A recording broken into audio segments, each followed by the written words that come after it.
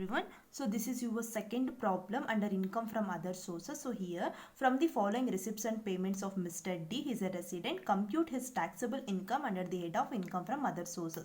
The first one is winning from Madhya Pradesh state lottery rupees 28,000. So in previous problem I only discussed to any lottery income, any winning from lottery that is related to your casual income, and casual income is subject to TDS at the rate of 30%. So ಏನಾಗಿರುತ್ತೆ ಅಂತ ಅಂದರೆ, ನೀವು win ಮಾಡಿರ್ತೀರಾ certain kind of amount through lottery ಅಂತ ಅಂದರೆ, so ಇಲ್ಲಿ receipt ಅಂತ ಕೊಟ್ಟಿರ್ತಾರೆ. At the time of receiving that income ನಿಮಗೆ ಕಂಪಲ್ಸರಿ TDS ಡಿಡಕ್ಟ್ ಆಗಿರುತ್ತೆ, tax deducted at source.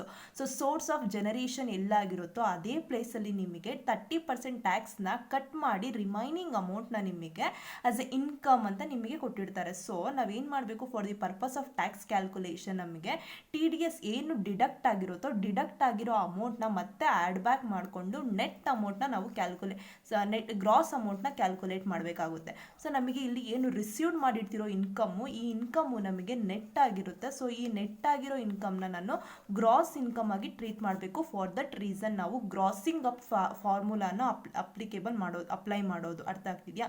So what is grossing up formula ಅಂತ ಅಂದರೆ, first net winning divided by 100 minus TDS into 100 ಇದನ್ನು ಅಪ್ಲಿಕೇಬಲ್ ಮಾಡಿದ್ರೆ ಮುಗೀತು. ಸೊ ನಿಮ್ಮ ನೆಟ್ ಆಗಿರೋ income gross income ಆಗಿ ಚೇಂಜ್ ಆಗುತ್ತೆ. ಅರ್ಥ ಆಯ್ತಾ? Next one, winning from horse race. So the winning from horse race is rupees 1000. So 1000 ಅಷ್ಟೇ ಹೇಳಿರೋದು. So any winning from horse race is exceed rupees 5,000. Exceed rupees 5,000, then there will be TDS at the rate of 30%. Otherwise no TDS deduct ಆಗುತ್ತೆ.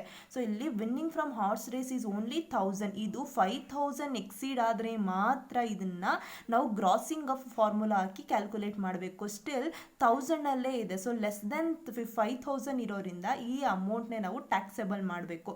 If ಏನಾದರೂ ಈ amount rupees 5,000ಗಿಂತ ಏನಾದರೂ exceed ಆದರೆ ನಮ್ಮ grazing off formula ಬರುತ್ತಲ್ವ, ಆ ಫಾರ್ಮುಲಾನ apply ಮಾಡಿ ಈ ವ್ಯಾಲ್ಯೂನ ನಾವು ಗ್ರಾಸ್ ವ್ಯಾಲ್ಯೂ ಥರ ಟ್ರೀಟ್ ಮಾಡಬೇಕು. Otherwise no need. So the entire amount ನಮಗೆ ಟ್ಯಾಕ್ಸೇಬಲ್ ಆಗುತ್ತೆ. Next one, winning from Rajasthan state lottery. So again state lottery. So here also 3,000. So ನಮಗೆ lottery crossword puzzles, next lottery crossword puzzles, game, gamblings, TV shows. So ಈ ರೀತಿ ಆ್ಯಕ್ಟಿವಿಟೀಸಿಂದ ಏನಾದರೂ casual income generate ಆದರೆ ಆ income more than 10,000 rupees ಆದರೆ ಮಾತ್ರ ನಮಗೆ net ಇರೋ ಅಮೌಂಟ್ನ ಗ್ರಾಸ್ ಆಗಿ ಚೇಂಜ್ ಮಾಡಬೇಕು. ಅದರ್ವೈಸ್ ಸೊ ಏನು ಅಂತ ಅಂದರೆ, ಈ ರೀತಿ ಲಾಟರಿ ಅಮೌಂಟು rupees 10,000 ಎಕ್ಸೀಡ್ ಆಗಿಲ್ಲ ಅಂದರೆ TDS ಡಿಡಕ್ಟ್ ಆಗೋದಿಲ್ಲ. TDS ಡಿಡಕ್ಟ್ ಆಗಬೇಕಂದ್ರೆ rupees 10,000ಗಿಂತ ಎಕ್ಸೀಡ್ ಆಗಿರಬೇಕು. ಸೊ ಇಲ್ಲಿ TDS ಡಿಡಕ್ಟ್ ಆಗಿರೋದಿಲ್ಲ ಅಂದರೆ no need to do cross value. So here 10,000 rupeesಗಿಂತ ಜಾಸ್ತಿ ಮೀನ್ಸ್ ಎಕ್ಸೀಡ್ ಆಗಿಲ್ಲ. ಫಾರ್ ದಟ್ ರೀಸನ್ ಈ ಎಂಟೈರ್ ಅಮೌಂಟ್ನು ಕೂಡ ಟ್ಯಾಕ್ಸೇಬಲ್ ಆಗಬೇಕು. ಅದರ್ವೈಸ್ ಏನಾದರೂ ಅಮೌಂಟು rupees 10,000ಗಿಂತ ₹1 ಎಕ್ಸೀಡ್ ಆದರೂ ಕಂಪಲ್ಸರಿ ನಿಮಗೆ TDSನ ಕಟ್ ಮಾಡ್ತಾರೆ at the time of payment. For that reason ಏನು TDS ಕಟ್ ಆಗಿರುತ್ತೋ ಆ TDSನ again we need to add back ಅವರ್ ಏನು ಕೊಟ್ಟಿರ್ತಾರೋ ವ್ಯಾಲ್ಯೂ, ಆ ವ್ಯಾಲ್ಯೂಗೆ ಆ್ಯಡ್ ಮಾಡಿ ಆ ಅಮೌಂಟ್ನ ನಾವು ಗ್ರಾಸ್ ಅಪ್ ಮಾಡಬೇಕಾಗುತ್ತೆ. ಅಷ್ಟೇ. ಅರ್ಥ ಆಯ್ತಾ? Next one, winning from Sikkim state lottery rupees 49,000. So here 49,000 which is exceed rupees 10,000, then this amount is subject to TDS. Here we have to apply grossing up formula for the purpose of changing this value to gross value. ಅರ್ಥ ಆಗ್ತಿದೆಯಾ? So this is our net value. We have to change this value to our gross value. For changing purpose we have to apply grossing up formula. Next one, winning from crossword puzzle. So this puzzles is rupees 2,500. So this is below 10,000. There is no TDS is deducted. Then the entire amount is taxable. Next, gift received from a friend in London rupees 1 lakh. So in previous videos only I discussed. So any gift which is received from friend which exceed rupees 50,000, the entire amount will be taxable. So ನಾನು ಹೇಳೋ ಥರ ma'am 50,000ವರೆಗೂ ನಮಗೆ exemption ಇದೆಯಾ ಅಂತೆಲ್ಲ think ಮಾಡಬೇಡಿ, ಅರ್ಥ ಆಗ್ತಿದೆಯಾ. 50,000 rupees ಮೇಲೆ 1 rupee extra ಆದರೂ ಎಂಟೈರ್ ಅಮೌಂಟು ಕೂಡ ನಮಗೆ ಇಲ್ಲಿ ಟ್ಯಾಕ್ಸೇಬಲ್ ಆಗುತ್ತೆ, ಅರ್ಥ ಆಗ್ತಾ ಇದೆಯಾ. Next winning from card games ₹2,500. So this is card games, so does not exceed ₹10,000, then no TDS, then no need to do grossing up, so the entire amount will be taxable here. Next one, purchase in lottery tickets ₹3,000 and payments for betting in horse race. So no deduction is available in case of purchase lottery tickets and payment for betting horse here. So ಈ ವ್ಯಾಲ್ಯೂನ ನಾವು consider ಮಾಡೋದಿಲ್ಲ, ಅರ್ಥ ಆಗ್ತಿದೆಯಾ. ನಮಗೆ just income ಮಾತ್ರ ಬೇಕು. This is our expenses, we never treat expenses under the income from other sources. And ನಿಮಗೆ IT act ಹೇಳುತ್ತೆ ಯಾವುದೇ ಕಾರಣಕ್ಕೂ ಲಾಟರಿ ಟಿಕೆಟ್ಸ್ ಅದರ್ವೈಸ್ ಕ್ಯಾಶುಯಲ್ ಇನ್ಕಮ್ಸ್ಗೆ ಏನಾದರೂ ಎಕ್ಸ್ಪೆನ್ಸಸ್ ಇನ್ಕರ್ಡ್ ಆದರೆ ಆ ಎಕ್ಸ್ಪೆನ್ಸಸ್ನ ನೀವು ಟ್ರೀಟ್ ಮಾಡಬಾರ್ದು ಆ್ಯಸ್ ಎ ಡಿಡಕ್ಷನ್ ಅಂತ, ಅರ್ಥ ಆಗ್ತಿದೆಯಾ. Because this is casual income. So here for calculation purpose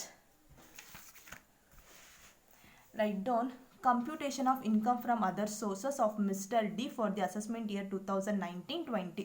So here the first transaction is, the first transaction is winning from Madhya Pradesh State Lottery ₹28,000. So write down winning from MP Lottery. So here the amount is 20,000, that is exceed ₹10,000, then the amount is subject to TDS. So ಏನು ಅಂತಂದರೆ 28,000 more than 10,000 ಇದೆ. So at the time of making payment, so ಎಲ್ಲಿ payment ಯಾರು payment ಕೊಡ್ತಾರೋ ಅವರು compulsory 30% TDSನ deduct ಮಾಡಿ remaining ಅಮೌಂಟ್ನ ನಿಮಗೆ ಕೊಟ್ಟಿರ್ತಾರೆ. ಆ ರಿಮೈನಿಂಗ್ ಅಮೌಂಟು ನಿಮಗೆ ನೆಟ್ ಆಗಿರುತ್ತೆ, ಅರ್ಥ ಆಗ್ತಿದೆಯಾ. ನೆಟ್ ಇರೋ ಅಮೌಂಟ್ನ ನಾವು ಗ್ರಾಸ್ ಅಮೌಂಟಾಗಿ ಚೇಂಜ್ ಮಾಡಬೇಕು. ಸೊ ಗ್ರಾಸ್ ಅಮೌಂಟಾಗಿ ಚೇಂಜ್ ಮಾಡಬೇಕು, ಅದಕ್ಕೆ formula. So here grossing off formula, grossing value is equal to net winning divided by 100 minus TDS into 100. So here the net winning is 28,000. Sorry, the net winning is 28,000. So write 28,000 100. So the TDS, this is comes under your casual income. So the casual income is subject to TDS at the rate of 30%. So here again 30%. So into 100. So for you calculate ಮಾಡಿದ್ರೆ ಇದನ್ನ 28,000 divided by 70 into 100. So ನೀವು ಈ ರೀತಿ ಬೇಕಾದ್ರೂ ಮಾಡ್ಬೋದು. Otherwise so ಕೊಟ್ಟಿರೋ 28,000 this is equal to 70%, means 100ಅಲ್ಲಿ 30% ಟ್ಯಾಕ್ಸ್ನ ಡಿಡಕ್ಟ್ ಮಾಡಿದ್ರೆ ಅವ್ರು ನಮಗೆ ಕೊಡೋ ವ್ಯಾಲ್ಯೂ 70%ಗೆ ಈಕ್ವಲ್ ಆಗಿರುತ್ತೆ. ದ ರಿಮೈನಿಂಗ್, ಸೊ ನನಗೆ ಬೇಕಾಗಿರೋದು ಫಾರ್ ಕ್ಯಾಲ್ಕುಲೇಷನ್ ಪರ್ಪಸ್ 100%ಗೆ ಎಷ್ಟು ಅಂತ ಕ್ರಾಸ್ ಮಲ್ಟಿಪ್ಲಿಕೇಶನ್ ಮಾಡಿದ್ರೆ ಮುಗೀತು. 28,000 into 100 divided by 70, the same thing, ಅರ್ಥ ಆಯ್ತಾ. Next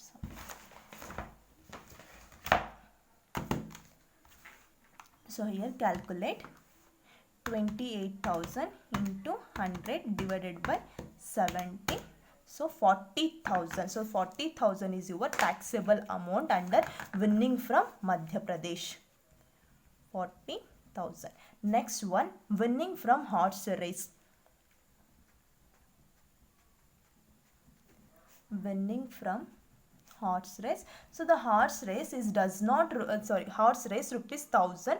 It does not exceed ₹5,000. Then no need to do TDS here. No need to do grossing of value here. So the entire amount is taxable. So the amount is 1,000.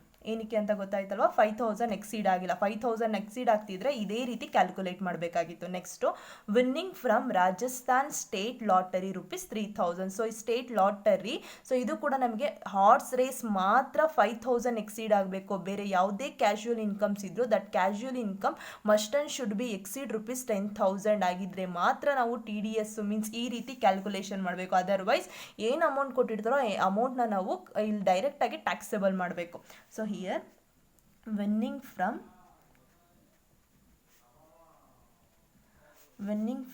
Rajasthan state lottery, so 3,000.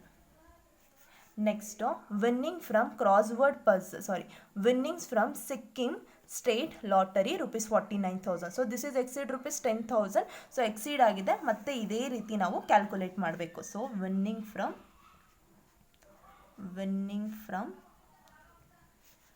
Sikkim lottery ticket.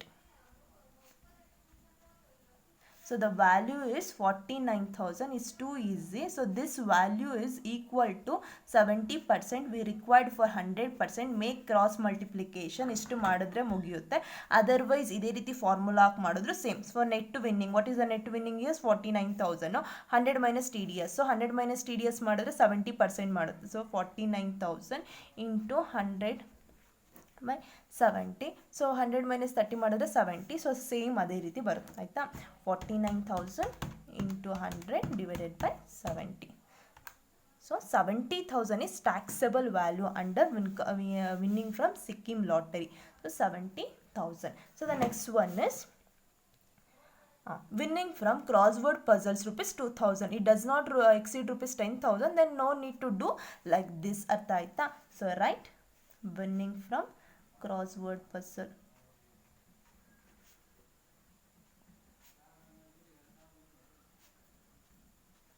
Crossword puzzles. So the rupees 2,500. So entire amount is taxable. Next, gift received from a friend in London. So any gift which is received from any other person which is exceed rupees 50,000 means the entire amount is taxable. Entire amount 50,000 ಇಂದ 1 ರೂಪಾಯಿ extra ನೀವು ಇಸ್ಕೊಂಡ್ರು entire 51,001 rupees will be taxable here. ಅರ್ಥ ಆಯ್ತಾ. Next gift received.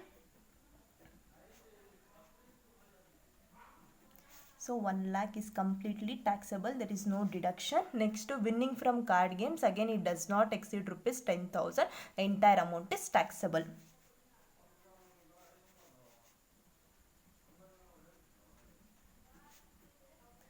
Winning from card games. Rupees 2,500.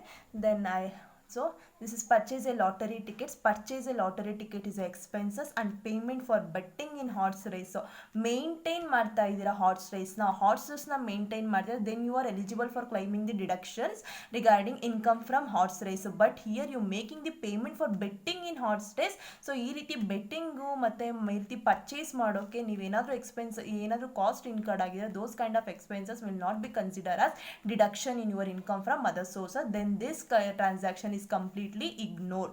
So next, add this entire amount 40,000, 1,000, 3,000, 70,000, 2,500, 1 lakh, 2,500. So the 2,19,000 is your taxable income from other sources. Income from other sources. ಅರ್ಥ ಆಯ್ತಾ. So better make it as note. So if winning from horse race exceeds rupees 5,000 and in case of other winnings exceed rupees 10,000, then there will be